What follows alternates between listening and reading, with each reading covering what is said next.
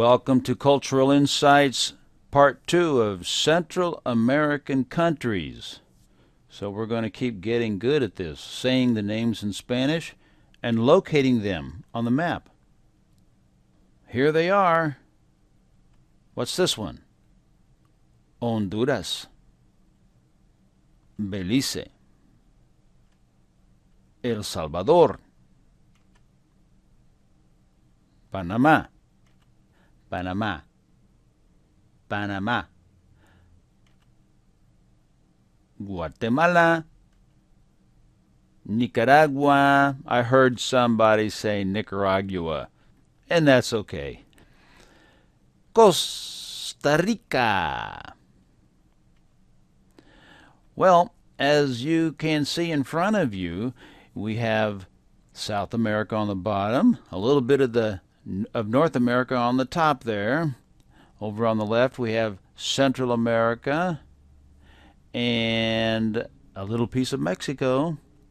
And then in the center, we have a long string of islands, and that's the Caribbean Sea. At least those are on the upper part of the Caribbean Sea. Lots of islands out there, and some speak English on the islands, as others speak French, Spanish, and a few other languages.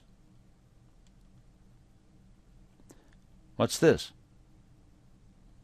Panama. This one?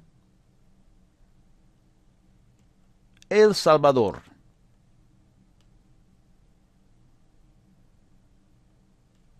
Costa Rica.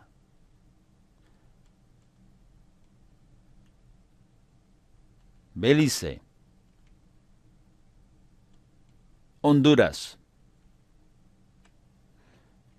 Guatemala. Nicaragua. Let's try this. Honduras. El Salvador. Costa Rica. Panamá. Panamá.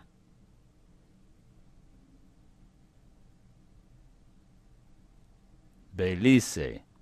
It's just easier for me to say these in Spanish. You don't have to, but I do want you to work on the pronunciation in Spanish part of the time. Nicaragua. Guatemala. Now, look at that list there.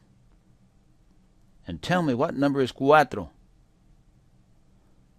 Belice. Tres.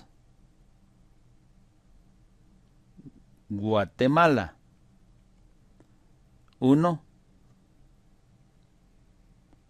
Costa Rica. Cinco. El Salvador. 6. Panamá. 7.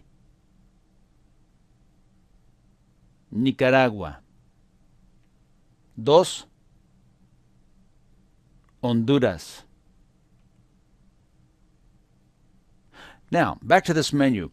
I want you to look up to the first one right there, oven trout, it says.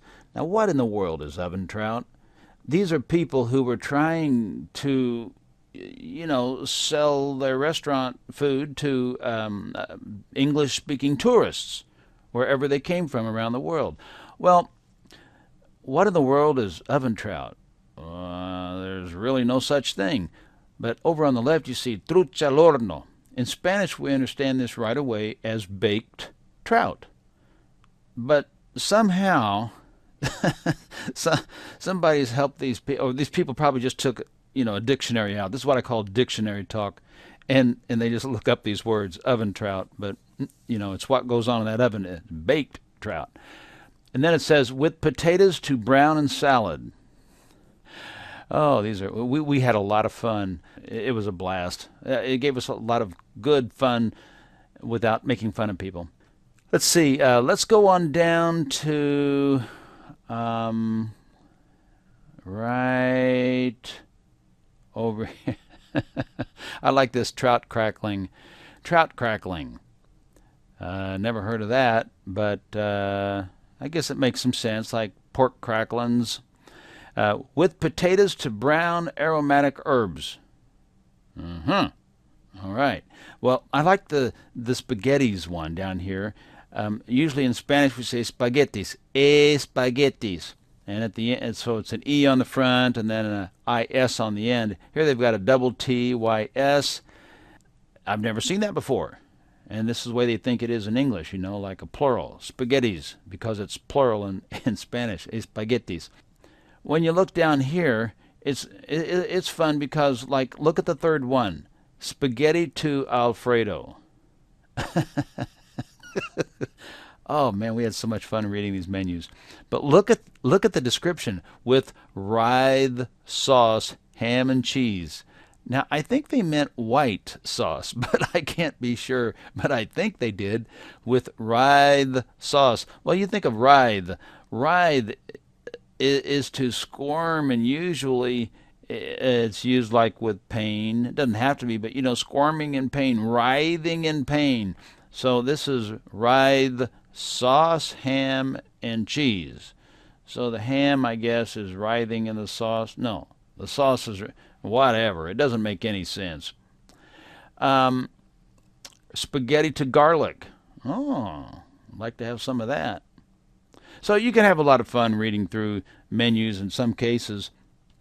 But one of my favorite was on a sign in a restaurant that wanted everyone to know. Customers coming from all over the world. They were tourists, and they would spend a few days or a week or two, and then they'd be on their way. But there were a lot of them coming through here. And so this restaurant wanted everybody to know that unlike some restaurants, this place was air conditioned.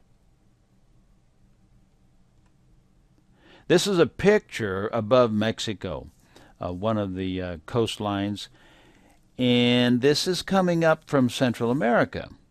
And so it would look just exactly like part of Central America. But again, you got to be careful when you dress to go to these places, because you have to think in terms of, if I'm in the lowlands at certain times of the year, the mosquitoes are going to be thick, and it may be very humid, and it may be very hot. You just have to check that out. But if you decide to go up into the mountains for part of the day, or on a different day or two, then you got to be ready for the weather at night to be quite cold. But down here, it's not too cold at night. No, no, no. Not usually. And this is a picture above Panama, not too far above the Panama Canal. And this is where these boats are getting ready to go into the canal, I believe. These are from all around the world, and they carry all kinds of freight through that canal. It's an incredible place. Here's another sign I liked. You see on the right there, baggage reclaim. I've never seen that. I don't even know if I've seen this other one, moving walks. So I took some pictures just because there were several things at this Central American airport that used English in ways that I just have never seen. All right, have a good time when you go down to Central America.